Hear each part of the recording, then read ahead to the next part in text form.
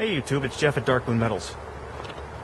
I had an interesting project come into the shop, and I know that Dana and I already did a forge build, but it was a fabricated forge. And the most popular style of forge right now that most people start out using is a brake drum forge. Now, there have got to be thousands of these things around the country right now. Blacksmithing is kind of making a re-emergence, and there are a lot of people interested in basically old ways of crafting things. Now, this forge that I'm going to build is going to be a classic brake drum style forge. It's actually a wheel hub off of a F-150, I think. And what I'm going to be doing is modifying it to meet the customer's needs. Now, normally you would use a flange to attach it to the hub. You'd use a 2-inch pipe cap as your ash dump. He doesn't want that. So what I'm going to do is make those components to be more like a traditional style forge. The forge bottom is going to be flat, and the ash dump is just going to be something that can be operated with a lever. This is a beginning forge, but it's going to be very well built, and it is something that he can use well into the future. So let's get started with the build, and I'll show you what I'm up to.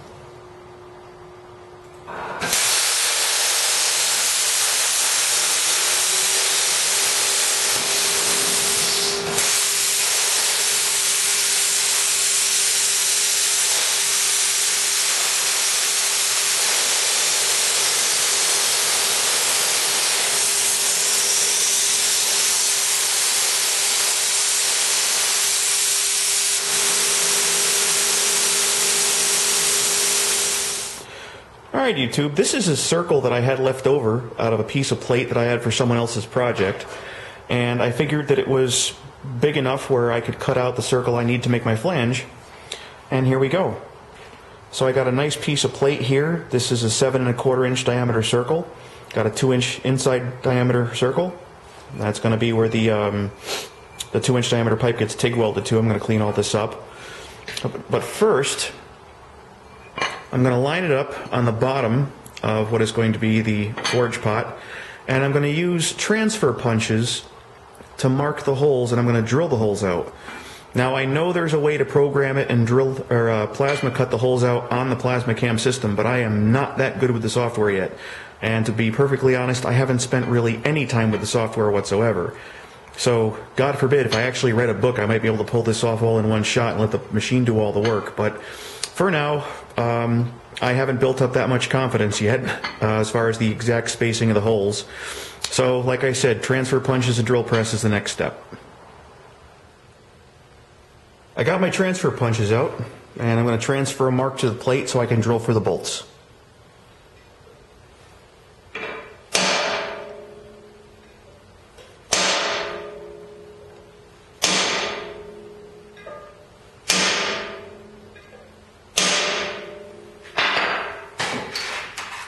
It's easy as that.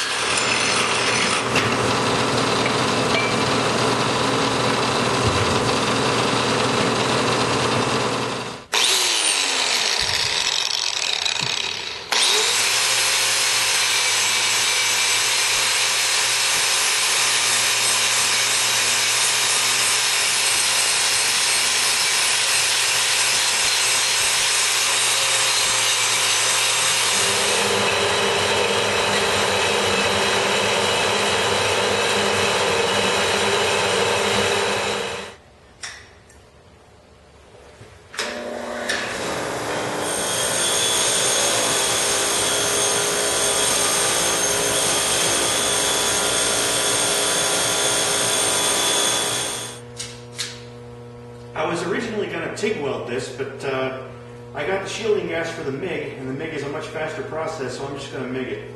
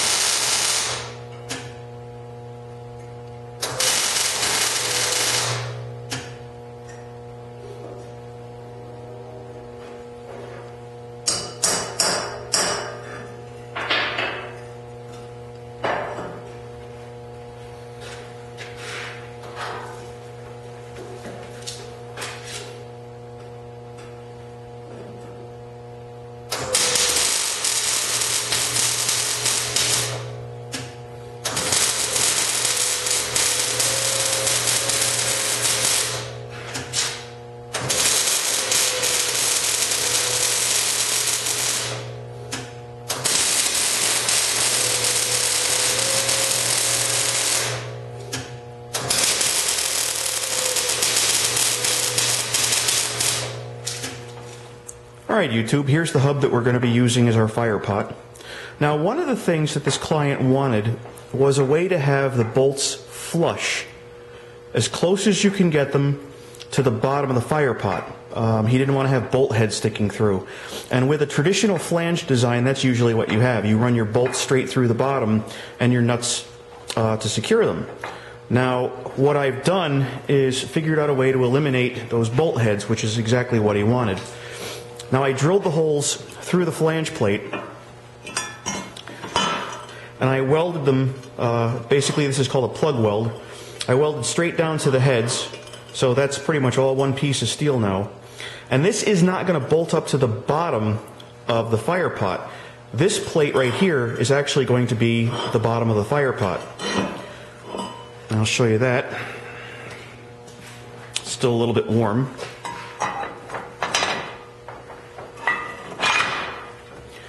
And there you go. So that solves the problem. This is a rather deep hub, so I had a little bit of room to play. Now these plug welds can be ground down flush, and that'll give my client exactly what he asked for. Okay YouTube, here we are. Now I cut a circle out in the plasma cam and I drilled a bunch of holes in it and then I domed it. I don't know if you can really see it there, but it is domed slightly. Almost like a little shield. Now the reason I did this, I want these two circles to fit together perfectly, and with the plasma cam I can get that result. I can't do this by hand, I'll admit that. But if you ever wondered why manhole covers are round, it's because circles will not fall in on themselves. Any other shape, if they were to make a manhole cover and the manhole cover went over the hole, it would go straight through and potentially injure the guy on the bottom. So that's why manhole covers are round. Circles will not fall in on themselves. But what I'm going to do is basically put this into place, and I'm just going to tap it down with a hammer and it's going to lock. Now if we need to replace this part, I already have a couple of extra circles cut out, but you just have to flip it over and run a bar through here and just smack it with a hammer and it'll pop right out. So let me Alright, there you go. Now that is not going to go anywhere unless, like I said before, you stick something through the other side and hammer it back out. Now the reason that I domed it slightly is that when this heats up, and of course being a forge it will heat up, if the metal flexes, it's going to want to flex back to its original shape and put more pressure on the inside of this circle, which means it'll hold in place even tighter. So this should stay in place through all the expansion and contractions of heating and cooling the forge.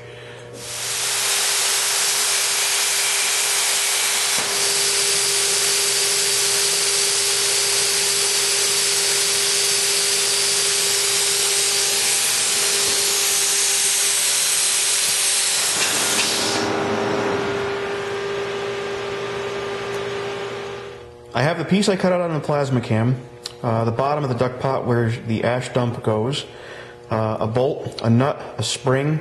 I have a little bit of welding to do, and I'll show you how this all comes together in a minute. I've gone ahead and welded my bolt to my pipe. The spring rides along the outside of the bolt. You have the nut and the piece that I cut on the plasma cam, and the nut can be adjusted up or down to increase or decrease the tension on this spring. Now, a lot of people will get a nipple that's threaded on both ends and just use a pipe cap for their ash dump. I like the old style forges where you just had a lever. Get my camera strap out of the way here. Where you just had a lever to open and close your ash dump. Now, what I need to do is weld a handle, just a straight piece of metal that goes out, that will allow this to open and close on the pivot that we created. You don't have to worry about it being really airtight. Air will, like water, take the path of least resistance. But what I did is when I welded this on, this bolt, I made sure the bolt was fairly straight, and then I tapped it with a hammer until it was just at a slight angle going in towards the pipe. So when I did put the nut on, there's a lot of pressure on this side, and with the spring, once the nut was tightened, it formed a pretty even seal all the way around. So let me weld the handle on. I'll get that done. Okay, YouTube, here is the final assembly. The stand that it is on is not the final stand, however. I was just commissioned to build the forge itself. The stand is going to be fabricated at his residence. So I I grinded down all of the welds, and the bottom is pretty darn flat, which is exactly one of the things he wanted. So we were able to get that done for him. Got it all bolted up with nuts and washers. Short run to the T-joint. Tunnel for the air. I don't know if he's going to use a hair dryer or a blower, but it's a 2-inch diameter pipe, so he should have no problem with either one.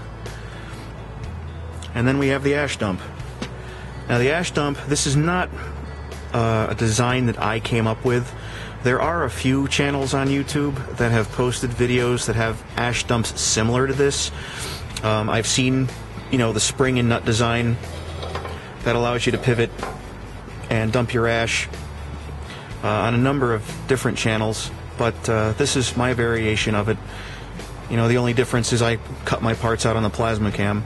It is not, like I said, an original idea, but I'll tell you what, it's a damn good idea, and that's why I incorporated it into this build. So there you have it. It's a quick little brake drum forge, and this one is actually built relatively well. We were able to get good parts.